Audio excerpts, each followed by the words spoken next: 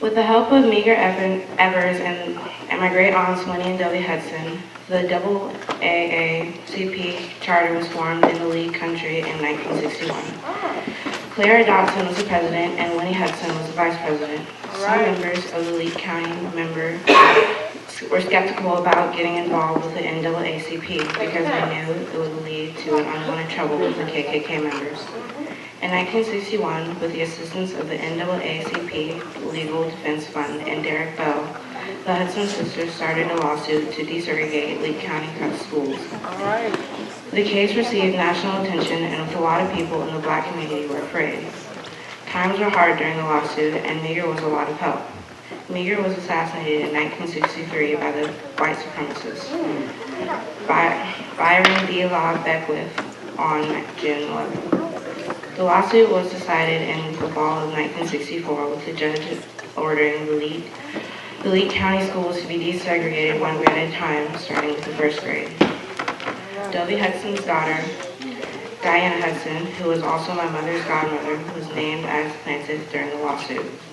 Teachers were fired for being associated with the NAACP, but the Hudson sisters continued to be involved against the Mississippi authorities in their fight to keep black schools open.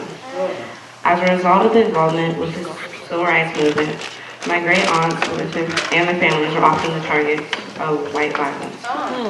Dovie's house was bombed twice in 3 months in 1967, and there was also an attempt to bomb Winnie's house in November of the same year. In 1964, Winnie and other activists had students from Freedom Summer come to Harmony. With lots of help and donations, they built Harmony's Community Center, where the students could educate the black youth of the community. Winnie's husband and great uncle, Cleo, was also a big role in the building of the community center.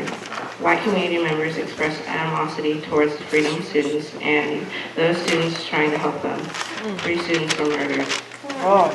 In 1967, along with the Mississippi State NAACP President Aaron Henry, Charles Evers, and the NAACP members integrated the Holiday Inn in Clarksville, Mississippi. Their contribution in the black voter registration. In February 1965, my great aunt Winnie appeared before the U.S. Commission on the Civil Rights to speak about the harassment of blacks attempting to register to vote.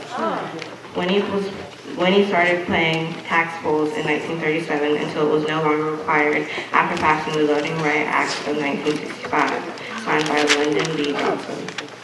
During that time, she only voted for the trustee of Harmony School. When she first tried to register to vote in the national elections, she was denied several times. Winnie began trying to obtain a voter registration card in 1937, and it was not until 1962 when she and her sister, Dovie Hudson, passed the required literacy test and were granted voting privileges. The U.S. Justice Department sent Frank Schweb to Carthage to investigate Lee County's voter registration procedures, which also allowed the sisters to register to vote. This was after they had been harassed. After passing the literacy test with the help of the NAACP, they got the grants from the Voter Education Project in Atlanta and started the Voters Registration Project. They pulled about 1,000 black voters. After passing the Voting Rights Act of 1965, she and the other activists worked hard to get people in Lee County not only to register to vote, but to actually get out and vote as well. Their contribution to Head Start. Winnie served a variety of polls when Lee County